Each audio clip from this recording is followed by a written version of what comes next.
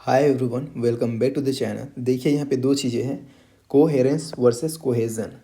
ये इसलिए जानना ज़रूरी है क्योंकि एग्ज़ाम में पूछा जा चुका है और आगे भी एग्ज़ाम में ये पूछा जाएगा। कोहेरेंस मतलब होता है सुसंगति और कोहेजन मतलब होता है संबद्धता। दोनों को समझेंगे, आसान है दोनों। शब्द थोड़ा अजीब लग सकता है लेकिन दोनों का मतलब आसान है। समझते हैं। Coherence and cohesion are two key elements that contribute to the quality and understandability of a text. मतलब सुसंगति और संबद्धता दो प्रमुख तत्व है जो पाठ की गुणवत्ता और समझने की क्षमता में योगदान करते हैं। कैसे? तो आगे समझते हैं इसको। इसमें पहला हम समझते हैं कोहेरेंस, सुसंगति। ये क्या है? देखिए, coherence refers to the logical flow and clarity of idea in a text. It helps readers understand the overall meaning or message easily. It means the whole writing or speech makes sense and the ideas are well connected. मतलब क्या हुआ इसका? तो जो सुसंगति है पाठ में विचारों के तार्किक प्रवाह और स्पष्टता को संदर्भित करता है। तार्किक प्रवाह और क्लैरिटी मतलब स्पष्टता को क्या करता है? संदर्भित करता है। यह पाठकों को समग्र अर्थ या संदेश को आसानी से समझने में मदद करता है। ओवरऑल मीनिंग और message easily readers to understand. Clear है?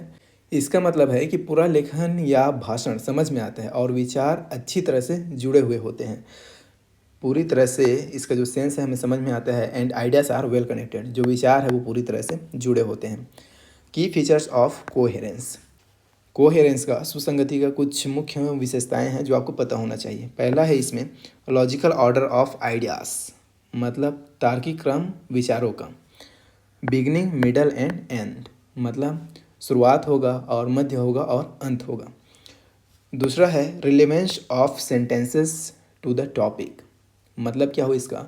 विषय से वाक्यों की प्रासंगिकता। तीसरा पॉइंट है यूज़ ऑफ एप्रोप्रिएट ट्रांजिशंस, मतलब उपयुक्त ट्रांजिशन का उपयोग। अगला है मेक्स द होल पैराग्राफ और एसे मीनिंगफुल, मतलब पूरे पैराग्राफ या निबंध को सार्थक बनाता है। अगला है इसमें it's like reading a story और passage and being able to easily understand the complete meaning. यह एक कहानी या गद्यांश पढ़ने और पूरे अर्थ को आसानी से समझने में सक्षम होने जैसा है। एग्जाम्पल से एकदम ये क्लियर हो जाएगा। जो भी पॉइंट्स हमने पढ़े हैं वो एग्जाम्पल से क्रिस्टल क्लियर होने वाले हैं। देखिए इसका एग्जाम्पल है यहाँ पे, I love travelling. Last summer I went to Manali with my friends. We enjoyed the cool weather and scenic beauty. It was an unforgettable trip. मतलब क्या हुआ इसका? तो देखिए, मुझे यात्रा करना पसंद है। आई लव ट्रैवलिंग, मुझे यात्रा करना पसंद है। पिछली गर्मियों में मैं अपने दोस्तों के साथ मनाली गया था। हमने ठंडे मौसम और प्राकृतिक सुंदरता का आनंद लिया। यह एक अविस्मरणीय यात्रा थी। इट वॉज अनफॉरगेटेबल ट्रिप, मतलब यह एक अविश्वसनीय यात्रा थी। This paragraph is coherent because all ideas are logically connected. ये जो एग्जाम्पल है, ये जो पैराग्राफ है, ये सुसंगत है क्योंकि सभी विचार तार्किक रूप से जुड़े हुए हैं। इसका शुरुआत है, मध्य है और अंत है। ये क्या होता है? तो ये होता है कोहेरेंस। ये क्या होता है? कोहेरेंस। आई होप आपको ये चीज़ अभी क्लियर हो गया होगा, आसान है। क्लियर है? मतलब जिसमें पूरा पैराग्राफ सुसंगत होता है। सुसंगत मतलब कोहेरेंस होता है, मतलब जिसमें पूरा पैराग्राफ संगत होता है और सभी विचार तार्किक रूप से जुड़े होते हैं, लॉजिकली कनेक्टेड होता है। वो क्या होता है? तो वो होता है कोहेरेंस। क्लियर है? आगे समझते हैं इसमें कोहेजन, संबद्धता। ये क्या है? इसको भी आप पॉइंट्स को पढ़ते जाएंगे, क्लियर होते जाएगा और एग्जाम्पल देखेंगे, क्रिस्टल क्लियर हो जाएगा। Cohesion refers to the grammatical and lexical linking within a text और sentence that holds it together. संबद्धता एक पाठ या वाक्य के भीतर व्याकरणिक और शाब्दिक जुड़ाव को संदर्भित करता है जो इसे एक साथ रखता है। Holds it together.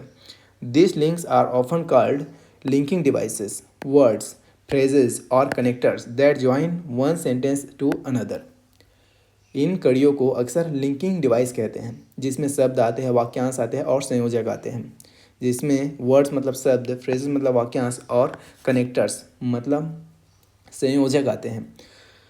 That joins one sentence to another, जो एक वाक्य को दूसरे से जोड़ते हैं। Cohesion involves creating a continuity in language through grammar by connecting words and sentences. मतलब क्या हुआ इसका? जो कोहेजन है, संबद्धता है। संबद्धता में शब्दों और वाक्यों को जोड़कर व्याकरण के माध्यम से भाषा में निरंतरता बनाना शामिल होता है। Grammar by connecting words and sentences. Clear है। इसका की फीचर है, कुछ मुख्य विशेषताएं हैं कोहेजन का, संबद्धता का, उसे देख लीजिए। पहला है इसमें यूज़ ऑफ कंजक्शंस, जैसे एंड, बट, बिकॉज। इसमें क्या होता है, संयोजकों मतलब कंजक्शंस का इस्तेमाल होता है, जैसे एंड, बट, बिकॉज। दूसरा है इसमें यूज़ ऑफ प्रोनाउंस, सर्वनाम के इसमें प्रयोग होता है, जैसे ही, सी और इट।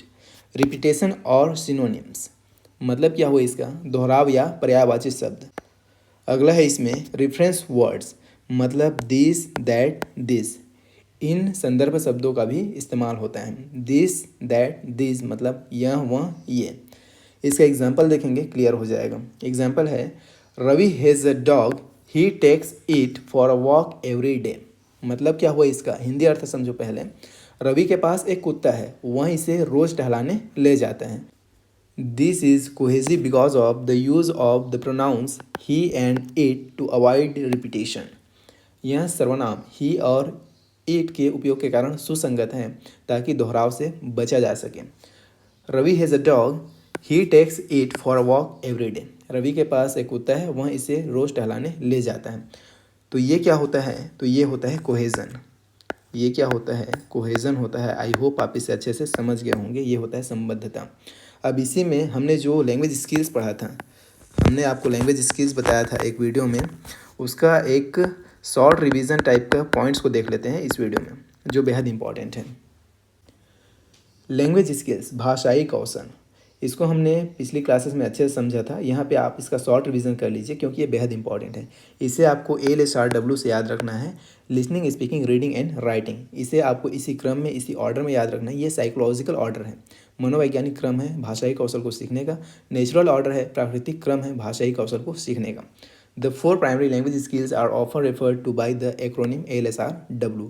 आप इसे इस एक्रोनिम से याद रख सकते हैं, जिसमें L का मतलब होगा लिसनिंग, S का मतलब होगा स्पीकिंग, R का मतलब होगा रीडिंग और W का मतलब होगा राइटिंग।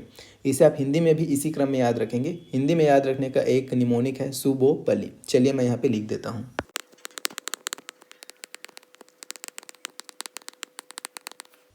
तो इसे आपको हिंदी में इस तरह से याद रखना है, सुबोपली, सुनना, बोलना, पढ़ना और लिखना। ये कैसा क्रम है, तो ये नेचुरल ऑर्डर है। किसी भी लैंग्वेज स्किल को सीखने का ये प्राकृतिक क्रम है, नेचुरल ऑर्डर है, साथ ही साथ साइकोलॉजिकल ऑर्डर है, मनोवैज्ञानिक क्रम है। दोनों को आपको याद रखना है। अगर आपसे पूछा जाए लैंग्वेज स्किल का नेचुरल ऑर्डर, तो आपको बताना है listening, speaking, reading and writing. और साथ ही साथ आपसे पूछा जाए साइकोलॉजिकल ऑर्डर, तो आपको बताना है listening, speaking, reading and writing. English में आप इसे याद रखेंगे LSR और W से, और हिंदी में सुबोपली से। क्लियर है। आगे देखते हैं स्किल क्लासिफिकेशंस, कौशलों का वर्गीकरण। The LSRW skills are classified based on their nature. इसको इनके प्रकृति के आधार पर वर्गीकृत किया जाता है, जिसमें आता है पहला रिसेप्टिव पैसिव स्किल्स, मतलब ग्रहणशील या निष्क्रिय कौशल, जिसमें हम किसी भी इंफॉर्मेशन को ग्रहण करते हैं, जैसे सुनकर लिसनिंग और पढ़कर रीडिंग। उसके बाद दूसरा इसमें आता है प्रोडक्टिव एक्टिव एक्सप्रेसिव स्किल, जिससे हम अपने विचार, अपने आइडियाज़ को प्रोड्यूस करते हैं और उत्पादित करते हैं। इसमें आता है स्पीकिंग, बोलकर, और राइटिंग, लिखकर। आप अपने विचारों को या तो बोलकर भी व्यक्त करेंगे या फिर लिखकर, और किसी भी जानकारी को या तो आप सुन के ग्रहण करेंगे या फिर पढ़कर। क्लियर है दोनों चीज़ें। उसके बाद प्राइमरी स्किल, प्राथमिक कौशल कौन होते हैं, तो इसमें प्राथमिक कौशल होता है लिसनिंग और स्पीकिंग। लिसनिंग मतलब सुनना और स्पीकिंग मतलब बोलना। ये क्या होता है, तो ये होता है प्राथमिक कौशल। क्लियर है। ये सभी पॉइंट टू पॉइंट आपको याद होना चाहिए, इसलिए मैं आपको यहाँ पे रिवाइज करा रहा हूँ। उसके बाद अगला इसी में आता है रीइंफोर्समेंट स्किल, जिसमें आता है स्पीकिंग और राइटिंग। मतलब ये क्या हुआ, तो प्रबलन कौशल होते हैं। क्लियर है। उसके बाद यहाँ पे देखिए psychological sequence of language skills. इसका मनोवैज्ञानिक क्रम दिया गया है, जिसमें पहला है लिसनिंग, दूसरा है स्पीकिंग, तीसरा है रीडिंग, चौथा है राइटिंग। इसको मैंने आपको पहले ही बता दिया, आपको इसे याद रखना है LSR और W से इंग्लिश में। क्लियर है। और हिंदी में याद रखेंगे सुबोपली से। उसके बाद आगे है सब skills of reading and writing. सब स्किल ऑफ राइटिंग, लिखने के उप कौशल। लेखन के उप कौशल कौन कौन सा है, तो एक होता है ट्रांसक्राइबिंग, जिसका हिंदी मतलब होता है प्रतिलेखन, और दूसरा है पैराफ्रेजिंग, जिसका मतलब होता है भावानुवाद। और सब स्किल्स ऑफ रीडिंग मतलब पढ़ने की उपकौशल, तो इसमें पहला होता है प्रिडिक्शन मतलब भविष्यवाणी, और दूसरा होता है इन्फरिंग निष्कर्ष निकालना। क्लियर है। उसके बाद अगला इसमें देखते हैं टाइप्स ऑफ रीडिंग, पठन के प्रकार। इसमें आप मेनली 2 टाइप्स पढ़ते हैं। पहला आप पढ़ेंगे लाउड रीडिंग मतलब ज़ोर से पढ़ना, और दूसरा पढ़ेंगे साइलेंट रीडिंग मतलब मौन पठन। पहला देखते हैं लाउड रीडिंग क्या है। तो इसका पर्पज़, इसका बेनिफिट क्या होता है, इम्प्रूव्स प्रोनाउंसिएशन। ये आपके उच्चारण को क्या करता है, सुधारता है।